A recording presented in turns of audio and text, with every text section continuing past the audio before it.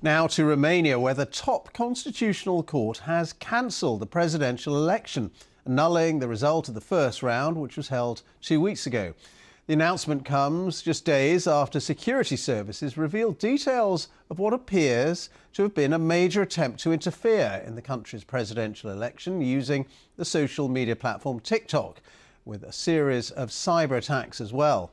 Well, the results of that first round saw Calin Georgescu, an almost unknown far-right Nato-sceptic who had vowed to end aid to Ukraine if he won with most votes. Now, the court said it made the move to ensure the correctness and the legality of the electoral process.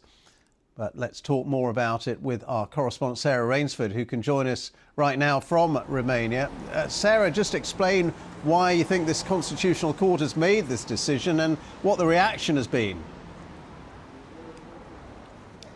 Well, it's something of a political bombshell here in Romania after a couple of weeks of complete turmoil in politics. You know, it's very hard to predict what's going to happen here from 1 minute to the next, because it was 2 weeks ago now that a total unknown, essentially a very little known character from the far right of Romanian politics emerged, only campaigning on TikTok, to win the first round of the presidential election. Now, after that, there was a lot of concern about how fair that vote had been, how he had managed to surge to the top as an essentially unknown character, particularly because his politics were from the far right, because he was very sympathetic to Russia, very sceptical about NATO. Now, what we had this week was an unprecedented release of intelligence documents by the authorities here, which suggested that his meteoric rise had actually been down to an influence campaign that was conducted and coordinated from outside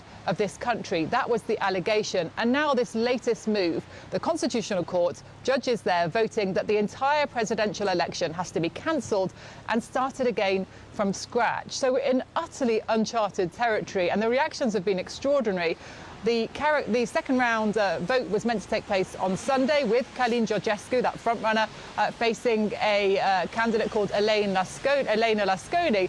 She's come out and she's condemned the court, saying that their move was actually illegal and immoral. She said it's a threat to democracy. The vote should have gone ahead. We haven't heard yet from Calin Georgescu, but I think it's safe to say that, as I said, nobody knows what's going to happen next here in Romania. Right, so we don't know then the vote that was scheduled for Sunday, whether it goes ahead or not. Presumably it doesn't. No, we know that that vote is not going to happen. The whole election is going to be run from scratch, including the campaigning. So we're waiting for a government to announce the date of the beginning of campaigning. But at the moment, we don't even have a government here in Romania. In fact, there were parliamentary elections last week as well, and there is still negotiations underway to form a coalition. So there's nobody to give us the date for the next election, so no idea really when that could take place.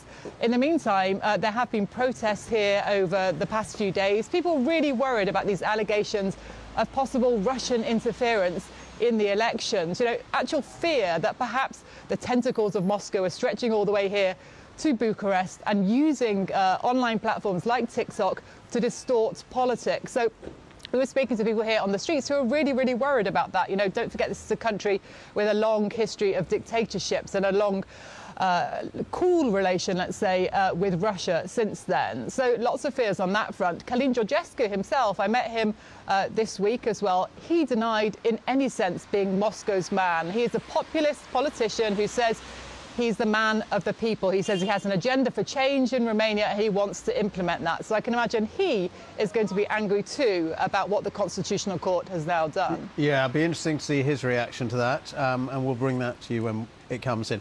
Sarah Rainsford, thank you very much for the moment. Sarah Rainsford, our correspondent there in Romania.